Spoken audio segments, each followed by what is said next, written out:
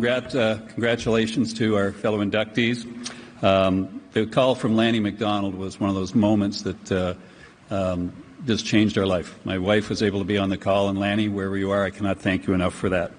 The game of hockey is special just because of the people in it. And when you take a look at our greatest players, whether it be Mr. Orr, Mr. Howe, the standards they set for us to aspire to is their love of the game, their humbleness. They don't think they're bigger than the team or bigger than the game. It inspires us. My dad, mom and dad encouraged me to play all sports. Find the one that you love. Do what you love. And that was really a big part for us.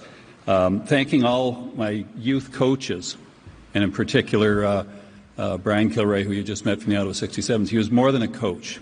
He was a teacher of life. And anybody that spent any time with him would understand what I'm saying.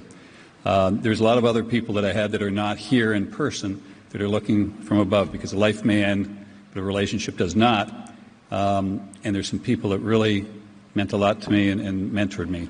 My father, we lost him too soon. He was a great listener. He was my biggest fan. Stan Mikita. Stan Mikita, obviously a Hall of Famer, was my very first NHL roommate. He always had a saying that he would teach me. You make a living by what you get. You make a life by what you give. Keith Magnuson, one of the finest men I've ever met in my life. He was a guy that would do things and teach you that the greatest gift you can give anybody is time.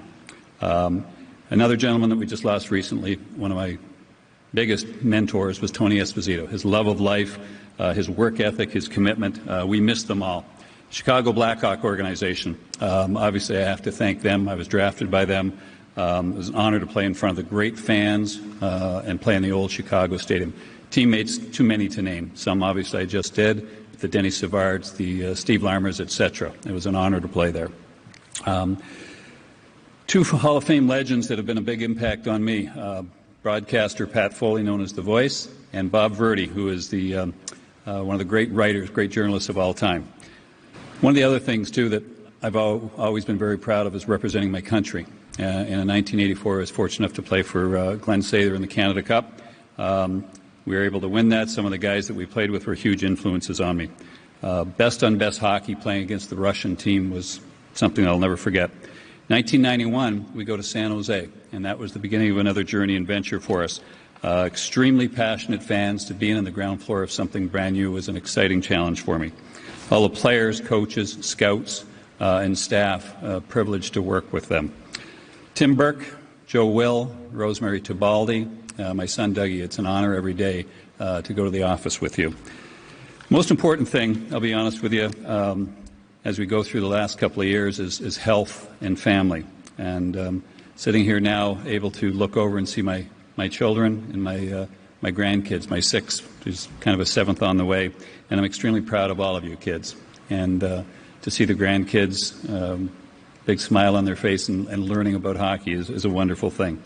I'd like to say that the heartbeat of our family is my wife, Kathy. And grandkids are in awe. They look up to you. You're a role model for all of us. If anybody truly deserves to be a Hall of Famer, I think it's you, Kath. This week and weekend is more about you than anything else. So all I can hope for is that my grandkids will have people come into their lives at key moments in their journey like I did. And that is something that I wish for all of you guys. Thank you very much.